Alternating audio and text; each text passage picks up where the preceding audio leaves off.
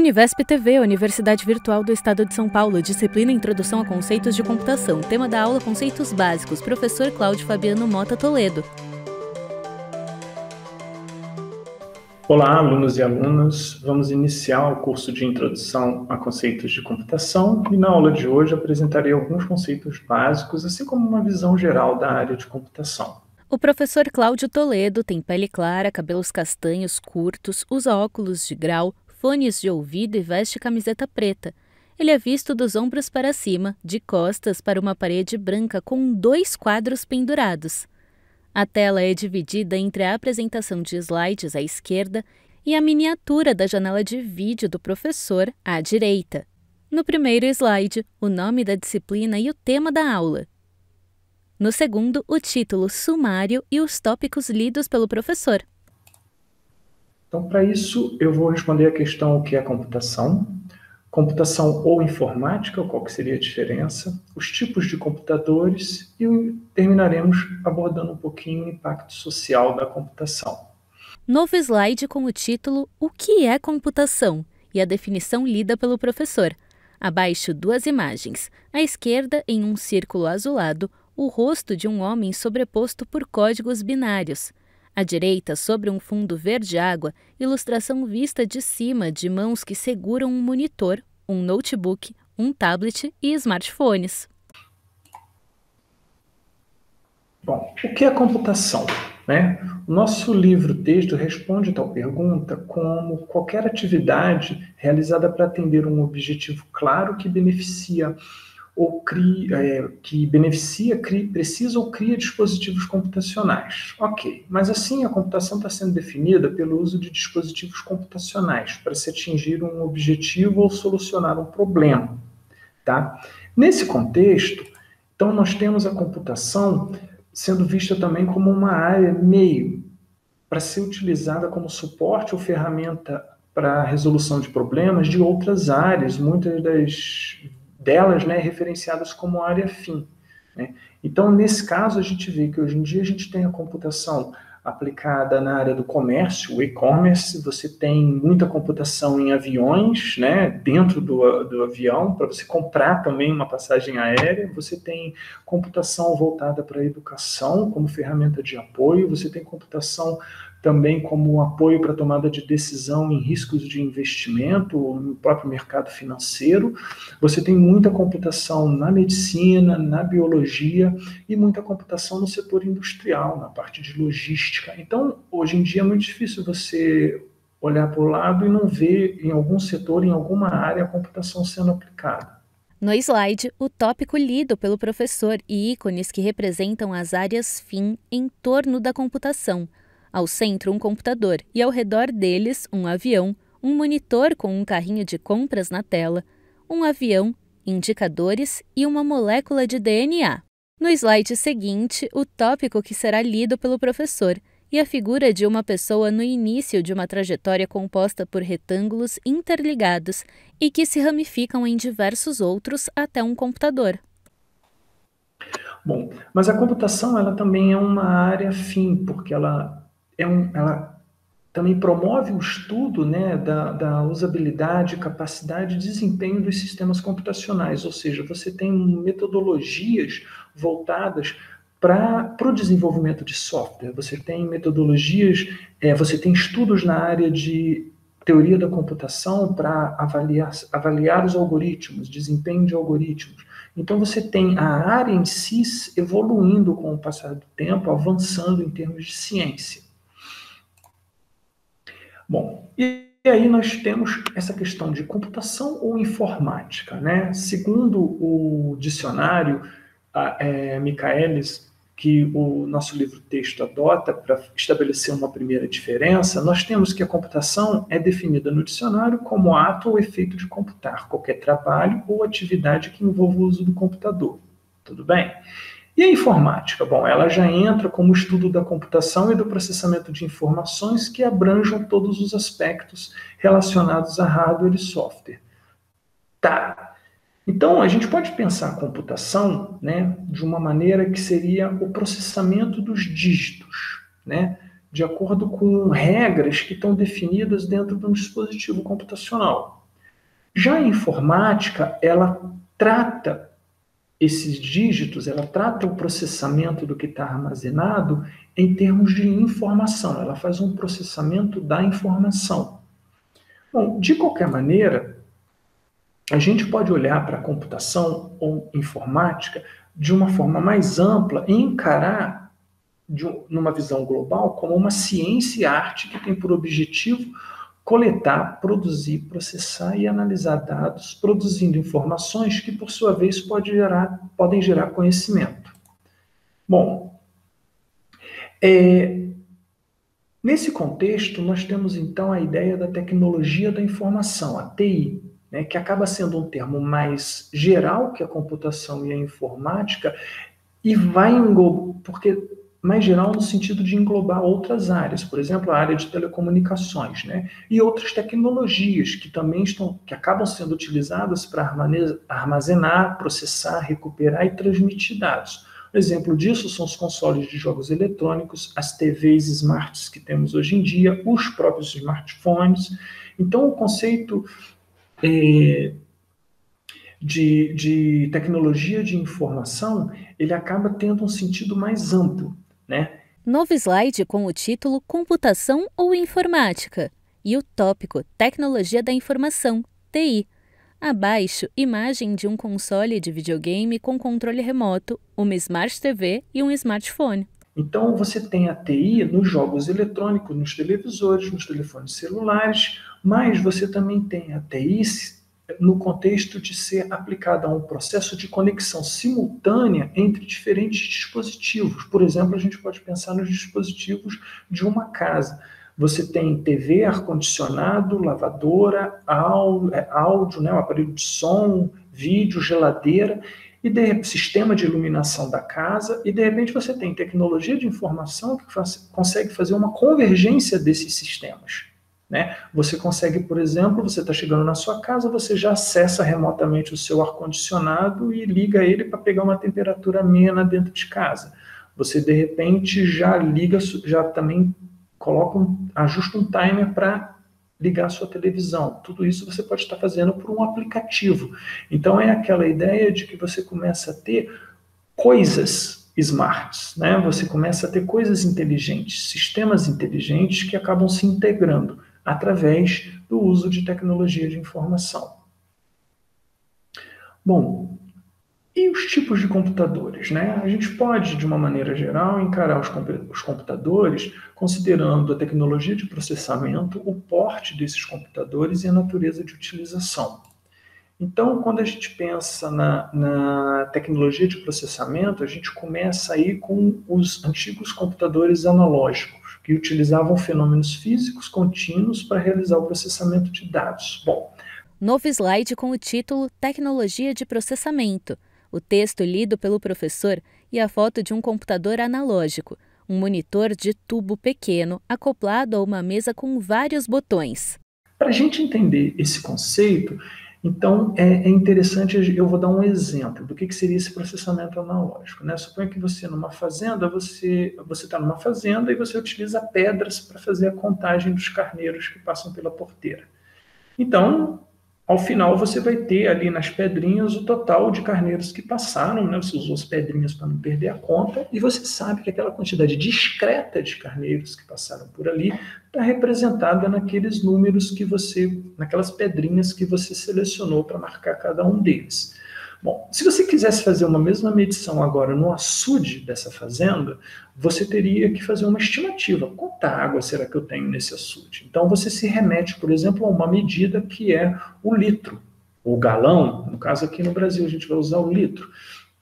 E aí você vai dizer, através de algum processo de cálculo, alguma maneira de você estimar, você vai dizer que ali deve ter, por exemplo, 10,5 litros d'água, ou 155 litros d'água. Você, de alguma maneira, dependendo da capacidade do açude, né, você vai conseguir estimar, usando algum processo, e fazer uma analogia com uma medição. Então, o que acaba acontecendo é que os computadores analógicos são uma máquina que realiza operações matemáticas com grandezas analógicas, ou seja, que são grandezas que representam valores contínuos. né? De certa forma, esses computadores faziam um tipo de conversão para a forma de tensões. Então, essas máquinas transformavam os números que representavam as grandezas em tensões e executavam operações matemáticas a partir disso. Bom, quando a gente chega nos computadores digitais, a gente já vai para um outro tipo de processamento desse armazenamento. A gente tem aí a utilização de um sistema de numeração binário para o armazenamento e o processamento de dados. Tá? Aí há vantagens e desvantagens. Para determinados cálculos, se você usa um sistema que trabalha com valores contínuos, esse processo pode ser mais rápido. Por outro lado, o armazenamento digital ele se presta a uma gama maior de aplicações. Bom, o armazenamento e o processamento digital. Novo slide com o título Tecnologia de Processamento e o texto lido pelo professor. Na sequência, repete-se a ilustração de mãos que seguram diferentes dispositivos, como notebook e smartphones. No slide seguinte, o texto que será lido pelo professor e uma foto em preto e branco de um computador híbrido, semelhante a um armário. Tem a frente branca repleta de botões e com alguns monitores acoplados. Em frente ao computador, uma cadeira de escritório. Então, chegamos aos computadores híbridos, que combinam tecnologia, características de computadores analógicos e digitais. Então, o componente digital é geralmente utilizado para o controle das operações realizadas pelo computador e para operações lógicas, e o componente analógico é utilizado para a solução de equações aplicadas a valores contínuos. Nós temos, hoje em dia, para tarefas específicas, você ainda tem aparelhos que são computadores analógicos alocados para determinadas medições específicas em sistemas mecânicos, elétricos ou, no caso, computadores híbridos, né, que trabalham considerando aí o processamento digital e também o processamento analógico para determinada tarefa específica. Bom, quanto aos portes dos computadores, nós podemos pensar nos supercomputadores os computadores de grande, médio e pequeno porte e os computadores portáteis. Bom, os supercomputadores eles se caracterizam por ter uma maior capacidade de processamento, né? Por outro lado, você vai pagar um preço maior, né? E, em geral, eles são voltados a uma aplicação específica. Então, eles são computadores mais rápidos por conta dessa capacidade de processamento, mas você acaba tendo um custo maior para adquirir um computador como esse. Por exemplo, no Brasil você vai ter supercomputadores no Centro de Previsão do Tempo e Estudos Climáticos, por exemplo, no INPE, você vai ter supercomputadores em algumas universidades para realização de cálculos envolvendo física, astronomia, química, cálculos complexos. Bom, os computadores de grande porte, ou conhecidos como mainframes, eles ainda podem ser encontrados em algumas empresas, centros de pesquisas, órgãos governamentais, né? Eles tinham a vantagem de compartilhar recursos computacionais entre várias pessoas, né, ao mesmo tempo, mas com o passar do tempo eles foram substituídos por redes de computadores, redes internas de computadores, e atualmente você tem a computação em nuvem, né, onde você consegue, através da internet, acessar uma capacidade grande de armazenagem, de processamento localizada em servidores distantes ou através do compartilhamento de diversos computadores, fazendo esse acesso pela internet. Então, muitas empresas começam a adotar o sistema de computação em nuvem. Os computadores de médio porte, né, ou conhecidos como microcomputadores, eles tiveram sua relevância na década de 70 e 80, porque nem toda empresa que queria trabalhar com computação, nessa época, tinha recursos para adquirir um computador de grande porte. E o computador de médio porte ajudava nesse contexto, né? Então, eles também permitiam um certo compartilhamento de recursos a um custo mais acessível para as empresas.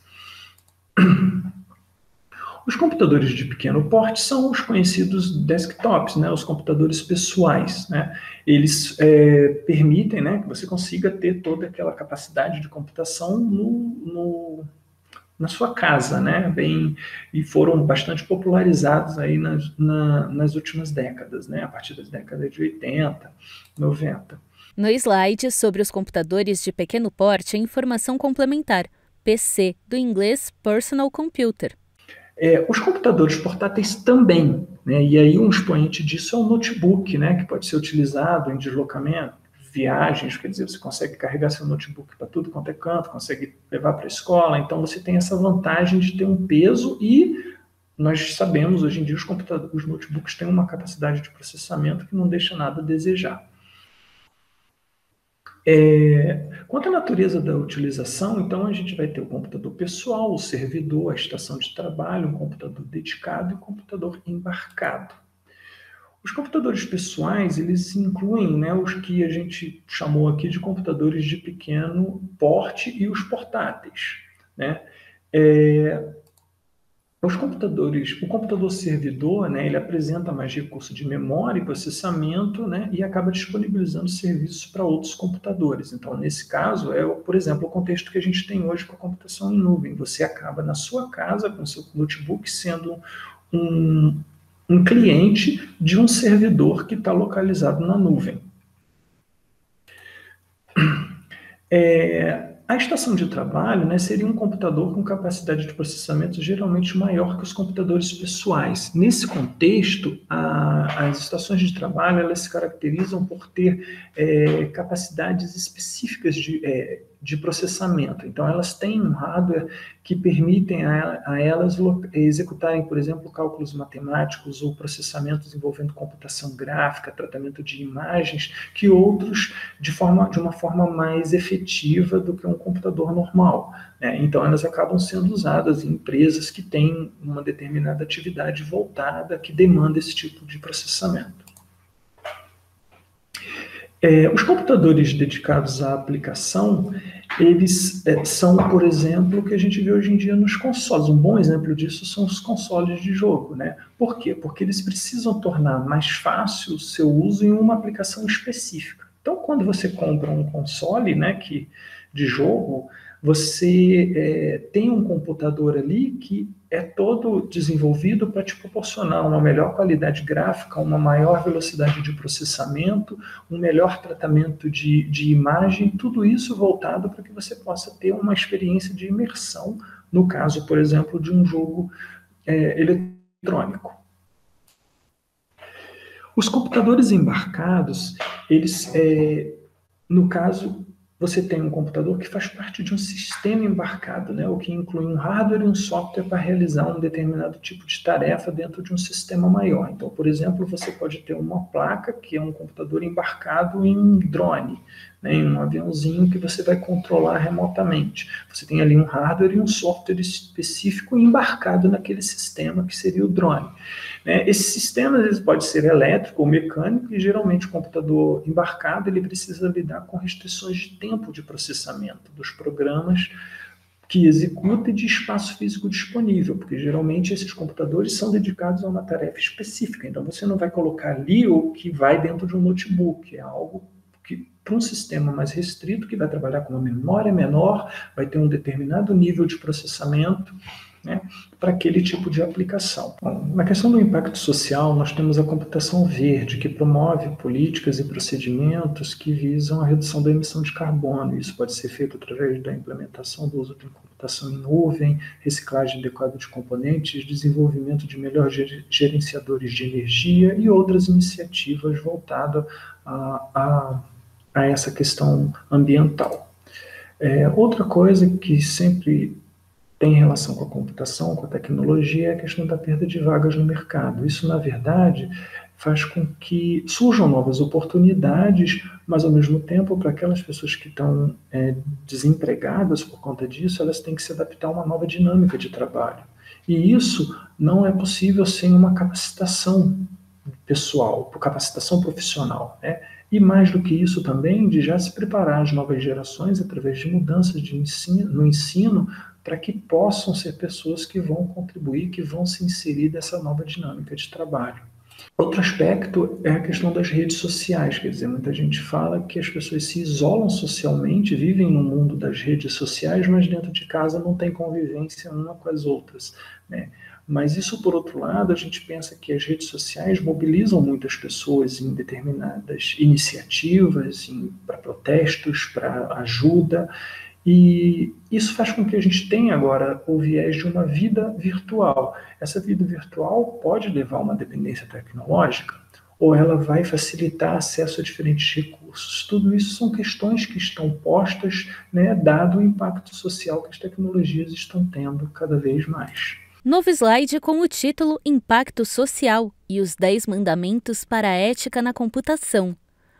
1. Não usar um computador para ferir outra pessoa. 2. Não interferir no trabalho de computação de outra pessoa. 3. Não ler arquivos de computação de outra pessoa. 4. Não utilizar a computação para roubar. 5. Não usar a computação para falso testemunho. 6. Não copiar ou utilizar software proprietário sem ter pago por ele. No slide seguinte, continua. 7. Não utilizar recursos de computação de outra pessoa sem autorização ou compensação adequada. 8.